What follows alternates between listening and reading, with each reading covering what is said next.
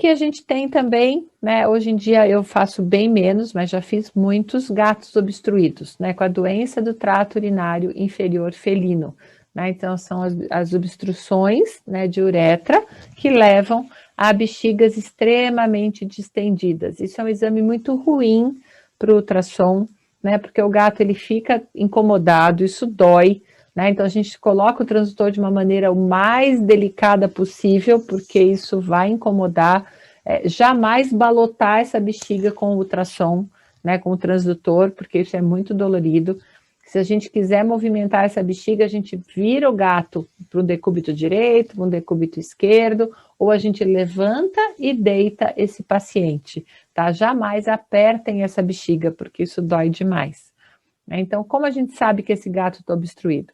É uma bexiga extremamente distendida, né? Dificilmente um gato vai segurar a bexiga a urina a tal ponto, né? De ter uma bexiga tão distendida, e a uretra também está dilatada, né? A uretra pélvica aqui também está dilatada.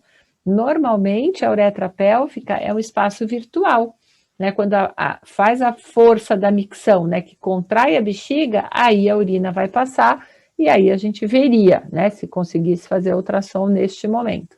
Mas, numa situação normal, não é para a gente ver a uretra. Então, se ela está muito dilatada, é porque esse gato está obstruído, né, tem bastante material em suspensão, né, tem bastante partícula em suspensão, tem uma parede espessada, porque ela está bastante distendida, essa bexiga, e a parede mede 0,32.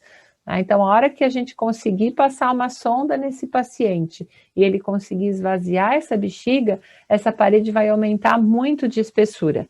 Tá? Então, com certeza, espessada, irregular e com muito material em suspensão. Se tem infecção ou não, infelizmente eu não consigo dizer, né? Mas que pelo menos um processo inflamatório ele tem, com certeza, né? Então, ou um quadro inflamatório ou infeccioso. A gente tem que colocar as duas possibilidades no laudo. Esse paciente também obstruído, também com uma parede espessada, também de 0,36, e aqui eu tenho muitos cálculos, ó, vários cálculos aqui sedimentados, né, de tamanhos diferentes, né, esse maiorzinho tem 0,65, aqui a uretra, então alguns cálculos menores, né, entrando aqui no lúmen da uretra, e provavelmente ele tem cálculos no trajeto, talvez até de uretra peniana, né, causando aí essa obstrução.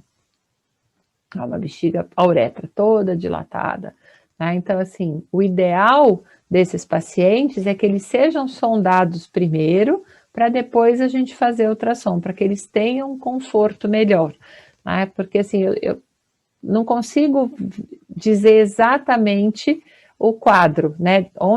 O quadro não, aonde está a obstrução. Se estiver na uretra peniana, é muito difícil de ver o cálculo, né? Se estiver na porção bem caudal da uretra pélvica, eu também não vou ver, né? Então, se ele conseguir ser sondado, já alivia, né, a situação desse paciente, ele fica menos desconfortável, e se conseguir sondar, é porque o cálculo, o plug, né, às vezes é só aquele plug, parece um material gelatinoso que forma na uretra peniana, que obstrui, né, e a sonda consegue empurrar isso de volta para a bexiga. Então, a gente pode ver se tem cálculo ou não depois que ele foi sondado. Mas, infelizmente, a maioria, ou alguns, vêm, né, com essa bexiga extremamente distendida. Então, aqui a gente já tem uma discreta dilatação de pelve, ó, bilateral. Então, com certeza, é um quadro de mais dias de evolução, né? Porque a bexiga ela vai distendendo o quanto ela pode, né? Chega uma hora que não distende mais, aí de uma maneira retrógrada, né, essa urina vai parando na pelve. Então, esse gato precisa ser desobstruído o quanto antes, né? Para que a gente não tenha uma evolução, né, dessa dilatação e uma complicação, né, desse quadro, que não só vai ser da bexiga, mas do rim também. Aqui no raio-x, né, então a gente vê os cálculos na uretra peniana.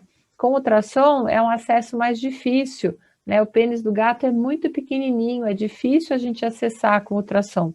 Não é impossível, mas é difícil, né? Então, no raio-x, se forem cálculos radiopacos, né, a gente sabe que alguns cálculos, né, são radiotransparentes, mas pelo menos a gente pode tentar, né, ajudar no diagnóstico, vendo a uretra peniana, e esse paciente ainda tem os cálculos na bexiga. Ó, não é uma bexiga extremamente distendida, né, então apesar de ter esse monte de cálculo na uretra, não é, né, uma distensão exagerada. Mas, né, precisa tomar uma providência, né, porque pode obstruir totalmente. Esse é um paciente para a gente ver uma complicação, né, de uma obstrução. Ele tinha uma evolução de mais tempo, né, infelizmente ele não foi sondado a tempo, né, então ele tinha uma dilatação importante de uretra, ele tinha hematúria, né, antes do começo não, da obstrução, ele tinha uma hematúria, e aí formou um coágulo. Por que eu sei um coágulo? Porque ele é móvel, né, ele não estava aderido à parede, tem uma ecogenicidade, né, e uma textura um pouquinho mais grosseira, não forma sombra, né, então não tem material mineral, então a gente vai descrever como um coágulo. Tinha uma dilatação de pelve, porque já era um quadro que tinha um tempo maior de evolução. Eu cheguei a fazer 2 exames nesse paciente. Aí, nesse segundo exame, quando ele já estava com um quadro mais grave, né, mais importante, ele já tinha efusão peritoneal, né? Então, a gente precisa saber se essa efusão é urina ou não, porque essa bexiga está tão distendida e por tanto tempo, né, que pode acontecer o extravasamento de urina pela parede, não necessariamente ele tem uma ruptura dessa bexiga, né, tanto que ela tem a forma preservada, né, não tinha aparentemente, né, nenhum extravasamento. Às vezes com o Doppler, quando eu tenho o recurso do Doppler, se eu coloco na parede e eu tenho um extravasamento, né, uma ruptura da bexiga, às vezes eu consigo ver, né, mas nesse caso, aparentemente não tinha nenhuma ruptura, mas tinha bastante líquido livre. Então, o que a gente faz? A gente aspira esse líquido livre para poder fazer a análise, né? Então, saiu esse líquido amarelado, e aí, para saber se é urina ou não, o que a gente faz? Dosa creatinina, né, do soro, né, do paciente, né, faz a coleta do sangue, faz a creatinina e faz a creatinina do líquido livre. Né? No caso desse paciente, né, estavam muito parecidas, as duas muito altas, né, a creatinina do soro tinha 11 e a creatinina do líquido tinha 12. Né? Então, é um quadro que já tinha muitos dias de evolução. Então, normalmente, com o tempo, essa creatinina ela acaba ficando parecida com a do soro, né? A do líquido e a do soro. Se é um quadro mais agudo, né, geralmente a do líquido é bem mais alta do que a do soro, tá? Mas se for um líquido que não é urina, né? Se for um transudato por uma hepatopatia, ou uma efusão por uma descompensação de um cardiopata, a creatinina desse líquido vai dar muito baixinha. Então, é uma forma da gente saber se isso é urina ou não. Então, infelizmente, estava extravasando urina pela parede, tá? Então, esse paciente é um prognóstico muito ruim, ele acabou vindo a óbito, ele não tinha mesmo ruptura de bexiga, mas a parede estava quase necrosada, né? Porque é uma compressão tão grande que a circulação fica prejudicada, né? E acaba tendo uma necrose dessa parede, né? Infelizmente, ele acabou vindo a óbito. Esse gatinho, ele teve uma obstrução, né, de uretra, e ele veio sondado, ó, a gente vê a sonda, né, esse aspecto de parede dupla aqui da sonda, no corte longitudinal, e aqui no transversal, né, a bexiga está bem pouco distendida, tem uma parede espessada, irregular, aqui a sonda no corte transversal. E por que a gente está vendo a sonda nesse gatinho, né? Ele, teoricamente, o segundo responsável, ele tinha tirado a sonda, né? Ele foi com a sonda para casa e a sonda sumiu, né? E aí, com isso, acharam que ele tinha tirado a sonda. Só que com o passar dos dias, ele começou a ter hematúria de novo, e aí veio para o ultrassom. E aí a gente descobriu que, na verdade, ele deve ter roído aquela parte da sonda que é mais grossa, e a parte mais fina entrou, né, para o lúmen da bexiga, e com isso ficou incomodando ali a bexiga e acabou causando uma hematúria, né? Então a sonda de espera é importante, mas o paciente tem que ficar, né, com colar de isabetano para não correr esse risco, tá? Então aqui um quadro de hematúria e a gente achou, né, a sonda perdida, né? Estava dentro do lúmen da bexiga. Aí falando em hematúria, né, esse pacientezinho, a Ana fez primeiro o exame dele, um paciente que tinha, né, um pouco de hematúria e tinha bastante material particulado hiperecogênico da bexiga, então bastante sedimento arenoso, né, isso foi no momento da movimentação da bexiga, então tinha bastante material mineral. O colega clínico, né, ele optou por fazer uma lavagem cirúrgica dessa bexiga, né, então ele fez a cirurgia para lavar e tentar remover esses cristais. Uma semana depois, né, da cirurgia, ele teve uma hematúria e voltou para o ultrassom. Aí a Ana fez o exame de novo e aí ele formou um coágulo, né? Como é que ela sabe que é um coágulo? É móvel, né? Ele não existia aí no exame anterior, ele é móvel, e então com isso, né, fechou-se aí o diagnóstico de um coágulo, aqui num outro ângulo, né, uma estrutura heterogênea, e o importante é a mobilidade, né, para a gente não pensar numa neoplasia, mas em uma semana não ia aparecer e crescer uma neoplasia dessa magnitude, e aí foi feito o tratamento que o clínico achou conveniente, e eu repeti o exame desse paciente 10 dias depois. Aí o coágulo já não existia mais, né, ele conseguiu eliminar o coágulo, não tinha mais sedimento, a parede estava bem regular, né, então uma evolução aí favorável desse coágulo. Tá? Toda vez que a gente tem um coágulo na bexiga, a gente tem que acompanhar, porque se ele não for eliminado, né, ele pode ser uma matriz de cálculo, né, ele pode ficar aí e favorecer a formação do cálculo. Às vezes o coágulo cresce tanto que ele ocupa espaço e ele acaba obstruindo, às vezes, a uretra, né, então os coágulos eles merecem um acompanhamento. A grande maioria é eliminado, mas a gente tem que acompanhar, tá? E aí, sedimento, né, arenoso, aqui a gente tem bastante sedimento, né, a gente vê aqui o contorno da bexiga, né, a parede ventral, e bastante material mineral hiperecogênico, todo o trajeto da uretra, ó, com areia, né, esse sedimento arenoso, e na bexiga também. Quando a gente faz o balotamento, aqui eu posso fazer, porque a bexiga está pouco distendida, então não vou incomodar tanto esse paciente. E aí esse material todo, que aqui ó, no cantinho a gente vê sedimentado, aqui em suspensão, né? Não tem nenhum cálculo grande, né? Mas tem todo esse sedimento, né? De uma quantidade bem importante. O ideal é que se faça um manejo alimentar nesse paciente e a gente pode acompanhar com ultrassom para ver se esses cristais, né, vão ser eliminados.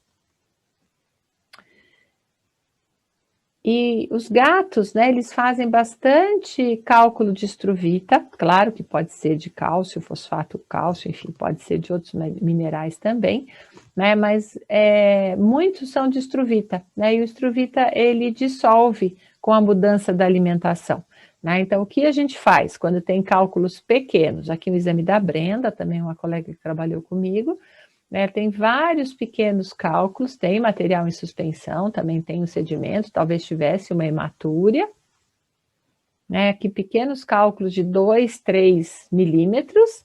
Então, o que foi feito foi uma mudança de dieta, né, não querendo fazer propaganda, e também não ganho nada com isso, mas ele mudou para dieta com a Urinari, né, ele comeu 2 meses de Urinari, e aí eu fiz o controle dele 2 meses depois, ó, não tem mais nenhum cálculo que a gente consiga mensurar. Ainda tem uma ou outra partícula, né, hiperecogênica em suspensão, com a movimentação, né, dessa bexiga, mas os cálculos grandes dissolveram, né, não existem mais. Então, sempre vale a pena, né, quando é gato, a gente tentar um manejo alimentar antes de fazer a cirurgia, porque é muito desagradável, né? A gente dá um diagnóstico de cálculo, muitas vezes a cirurgia ela vai ser pensada, ela vai ser programada, e aí demora um tempo para fazer essa cirurgia, e aquele cálculo não está mais lá. Então, se a cirurgia for demorar, que a gente faça um ultrassom logo antes da cirurgia, para não correr o risco de abrir esse paciente à toa, né? Então, esse caso, né, desse gatinho, ele tinha 2 cálculos, né, de 0,4 mais ou menos, né, no dia desse ultrassom, e eu tinha feito o exame dele 6 meses antes, né, então isso aqui foi em maio de 2011, eu fiz em dezembro de 2010, ele tinha 2 cálculos de 0,2. Aí optaram por não operar, enfim, e vieram controlar, então, 6 meses depois, e os cálculos continuam lá e dobraram de tamanho. Então, assim, esse aqui, se foi feita uma dieta e não aconteceu nada, é porque ele não vai dissolver mais, né? Então, o controle é interessante, para que a gente, né, o acompanhamento, ó, aqui bem bonitinho, os dois bem separados, então, com certeza são 2. E agora, se quiser operar, né, com certeza o cálculo vai permanecer aí. Aqui só um cálculo bem grande, né? Os cálculos eles podem ter todas as apresentações, né? Podem ser múltiplos pequenos, pode ser um grande, não tem regra. Esse paciente era um gatinho resgatado, ele morava numa ONG, ele já tinha tido um quadro de cálculo, tinha feito a penectomia, né? Porque ele vivia com obstrução, então foi feita a penectomia, e quando ele veio para o ultrassom, porque ele estava com hematúria de novo, a gente tem esse cálculo gigante na bexiga, né, um espessamento de parede, ó, 0,4, né, então, infelizmente, um cálculo de 1,65 aqui no maior eixo, né, um cálculo bem grande, né, por ser de ONG, infelizmente, não sei se operaram, enfim, né, mas o ideal realmente seria a remoção cirúrgica, né, porque para dissolver esse cálculo, praticamente impossível. Aí falando então um pouquinho das neoplasias, né? As neoplasias, elas são raras, né, em gato, a neoplasia de bexiga é bastante rara, a gente vê muito em cachorro, né, em cães eu vejo bastante, em gato, quando eu vejo, eles são idosos, né, e esse trabalho que estudou carcinoma de bexiga, né, eu achei bem interessante. Eles têm uma casuística de 20 gatos, que para um carcinoma é bastante, e eles chegaram à conclusão que a média de idade é de 15 anos, né? Então, realmente, gatos mais idosos que a gente vai pensar, né, na neoplasia. Essa é a minha paciente mais idosa, né? Ela tem 26 anos. Né, na época do exame que eu fiz, ela tinha 26 anos, a queixa era hematúria, por isso que ela veio para o ultrassom, e aí o que a gente vê, uma formação na bexiga, né, projetada para a luz, aqui no lúmen, heterogênea, a bexiga está distendida, né, não está super cheia, mas a gente tem uma urina para a gente conseguir avaliar, tem bastante partícula em suspensão. Por que eu penso num tumor e não numa neoplasia? Primeiro, a motilidade, né, a gente vai movimentar esse paciente para ver se isso sai do lugar, não saía, era fixo. A região, aqui é região de trígono, né, então cranial para cá, caudal para cá, aqui ventral, aqui dorsal, né, então a porção dorsal e caudal da bexiga a gente chama de região de trígono, que é onde são onde os ureteres se inserem, né, onde eu tenho as papilas ureterais. E, infelizmente, a região de maior incidência de neoplasia, né, e maior incidência de carcinomas. Claro que a gente pode ter outros tumores em outros lugares da bexiga, mas, infelizmente, o trígono, né, é uma região onde eu tenho a incidência maior de carcinoma de célula de transição. Aqui, se a gente tiver o recurso do colorido, né, do Doppler colorido, eu tenho vascularização, né, aqui central nessa região desse aumento de volume. Então, é mais um indício que eu não tenho um coágulo, né, eu tenho um vaso, né, que vem da parede e se estende em direção ao tumor. Então, é fixo, é vascularizado, então a gente vai suspeitar, né, e descrever no nosso laudo a possibilidade de uma neoplasia. Eu não consigo colocar no laudo que é um carcinoma, isso o ultrassom não diz, a gente não sabe que tipo de tumor que é, mas que a gente pode sugerir uma neoplasia, isso com certeza. Então, a gente tem também um quadro, né, já de rim também, né, uma nefropatia, um rim mais hiperecogênico, com diminuição da definição córtico-medular, tem dilatação de pelve, já uma dilatação mais importante, ó, de 0,60, então não vai ser uma dilatação secundária a uma diurese aumentada por uma nefropatia crônica. Provavelmente aquele tumor de bexiga que está na região do trígono já está dificultando a entrada da urina na bexiga, né? A passagem da urina do ureter para a bexiga. Então, porque é uma dilatação um pouquinho mais importante. Tem um cisto renal, aqui num corte sagital, né? Então, eu já vejo aqui os recessos da pelve também um pouquinho já dilatados. Esse é o rim, desculpa, o rim esquerdo, aqui o rim direito, também uma dilatação de 0,61, e no corte sagital tem os recessos, né, um pouquinho mais dilatados, tá? Então, um quadro bilateral aí de dilatação, então, infelizmente, um quadro mais grave, né, porque tem um tumor que já não é bom e com repercussão no rim, né, por obstrução da saída ali dos ureteres. Então, infelizmente, né, um prognóstico ruim, esse a gente acabou não fechando o diagnóstico, né, mas grande chance de ser um carcinoma. Nessa aqui a gente conseguiu fechar o diagnóstico, né, uma gatinha de uma colega veterinária, né, que tinha esse espessamento focal aqui da parede, na parede aqui ventral e dorsal, apesar de que toda a bexiga, ó, tem um espessamento, ela não está muito distendida, ela não conseguia reter muito a urina, né? Ela estava com uma polaquiúria, então, por mais que ela tentasse deixá-la fechada na caixinha, né, de transporte, ela acabava urinando mesmo na caixinha de transporte. Então, o espessamento generalizado da parede, aqui a gente tem 0,41, né, e aqui nessa porção, então, mais caudal e ventral, um espessamento mais evidente, tem um pouquinho de mineralização, né, umas áreas hiperecogênicas, que podem estar só aderidas ou fazer parte do tumor, isso é difícil da gente dizer com ultrassom. Era vascularizado, né, pelo Doppler colorido, a gente vê uma vascularização importante. Foi sugerido, né, que a gente tentasse fazer o diagnóstico por citologia da urina, né, e foi o que foi feito. Ela coletou por micção espontânea, né, a urina, e fizemos então a citologia da urina. Então, o que o laboratório faz? Ele centrifuga essa urina e faz a lâmina do sedimento, né, para ver se vem alguma célula neoplásica. No caso dela, fechou o diagnóstico, era um carcinoma. Por que a gente faz pela urina e não por coleta por agulha, né, por cistocentese? Como se fosse fazer uma cistocentese, né? Só que a gente colocaria a agulha no tumor. O risco, né, de disseminar o tumor no trajeto da agulha é muito grande.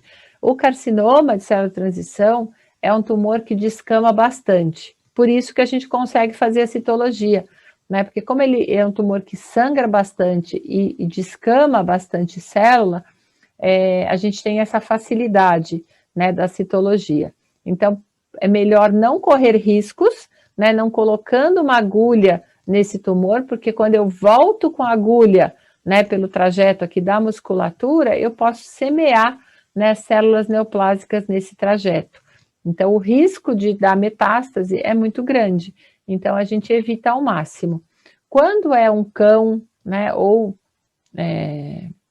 uma cadela, é mais complicado passar sonda, mas quando é um cão macho, é tranquilo, a gente passa a sonda e coloca, né, a sonda olhando com o ultrassom. Quando a sonda entrar na bexiga, a gente faz o movimento com a sonda ou aspira com a seringa e aí a gente faz a lâmina com esse material que vem na sonda. Em gato, tanto macho como fêmea, infelizmente isso é muito difícil, né? É mais complexo a gente passar a sonda na gata, acho que é praticamente impossível. Então, o que sobra, né, de opção para o diagnóstico é a citologia da urina. Né? Nesse caso deu certo, infelizmente ela tentou, né, fazer algum tratamento para melhorar a condição dessa bexiga, para tentar aumentar um pouquinho a sobrevida, mas infelizmente é um tumor muito agressivo, né, tanto localmente, né, os linfonodos próximos também podem estar, né, com infiltrado neoplásico, pode dar metástase em pulmão, né, então é um tumor que infelizmente é bastante agressivo. É que, por sorte, nos felinos ele é relativamente raro, né, mas nos cães a gente fecha o diagnóstico da mesma forma, né, passando a sonda ou fazendo a citologia da urina, certo? Aí vamos ver o filminho dessa bexiga, ó, a gente vê que tem pouca urina, né, ela não retém urina, e esse espessamento, né, todo generalizado da parede e o espessamento focal aqui, né, mais na parede ventral, esse espessamento focal. Então aqui talvez até um tumor generalizado, porque toda a parede está espessada. Infelizmente o prognóstico foi realmente ruim e ela teve uma sobrevida curta, né, infelizmente. E aí, com isso, a gente encerra, né, a aula de hoje. Então, aqui tem meu e-mail, tem o meu Instagram, né, caso vocês queiram mandar dúvidas ou perguntas, né, também podem usar, né, esses meios para a gente trocar informação, né? Então, eu, assim que possível, respondo. A vida é bem corrida, com trabalho, com aula, enfim, nem sempre eu consigo responder imediatamente, mas eu procuro responder a todo mundo, né? Então, fiquem à vontade de perguntar. Muito obrigada, né, por participarem hoje.